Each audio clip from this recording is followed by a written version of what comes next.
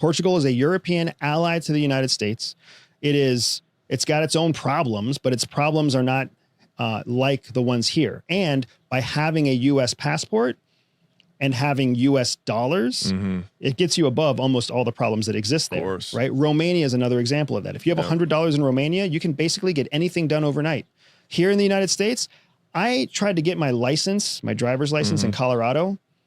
I am a military veteran. I am a CIA veteran. When I went to the DMV, I didn't have the right paperwork to prove my military background. Wow. I was like, here's my Florida license that says I'm a veteran. Yeah. Here's the internet that says I'm an American. Here's my digital record from the military that says that I'm a veteran. And they were like, well, you didn't fill out this specific form that's required for us to do it. So we're going to issue you a license that does not recognize your veteran status. And when you get that document complete, come back and we'll do this whole thing again. Yeah.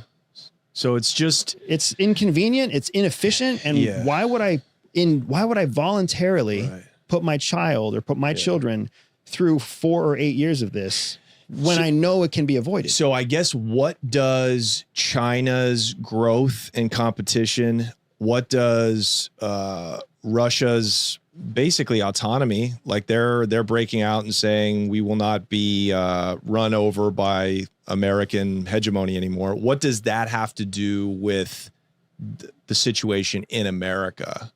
It has a lot to do with it. But the situation in America, the social realities of America are separate from the foreign policy issues of America.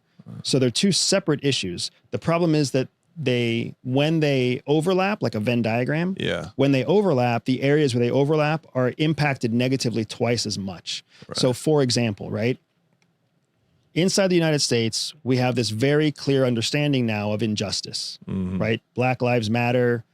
The wealthy people get a pass in the judicial system because they're friends with the right people. We have a convicted felon who's running for president and has a very, very good chance of winning. Right. And Biden's kid's a felon now. It's like, I'm thinking about running for office. I'm like, everything is on the table now. But that's the reality of what we're looking at, right? So socially, that's what we see internally. Right. Well, now externally, what happens is that's what the rest of the world sees too. Right. And all these people who have been believing or been told for the last 30 years that democracy is equality and democracy is going to change the world and democracy is what you want. Now you got African warlords that are like, I'm really glad I stayed as a warlord. Right. Nobody believes America. Nobody believes in America anymore. So Americans believe in America and we want to get it back, especially those of us who served in uniform or served part of our life trying to keep the American dream alive. And the American dream is very much alive.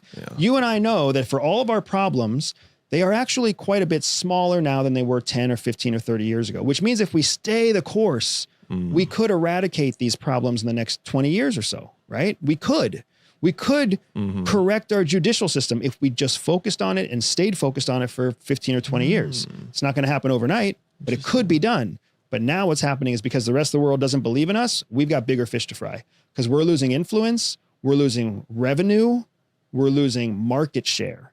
Because when the rest of the world looks at us and they see democracy doesn't work, guess what their next best alternative is? Authoritarianism. Russia.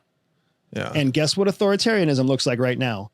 Russia's on the rise. China's on the rise. North Korea's getting independent. Iran's on the rise. Netanyahu, who runs a democracy, is acting more like a dictator right now than an elected official. Right. And the whole world is doing what? Watching. Yeah. So what would you do, dude, if you were in charge of Senegal? What would you do if you were in charge of Indonesia? What would you do if you were in charge of Kenya? Get those diamonds out, boys, or you're losing a foot. Yeah, exactly. Exactly. Because you know what? The world's police officer is busy.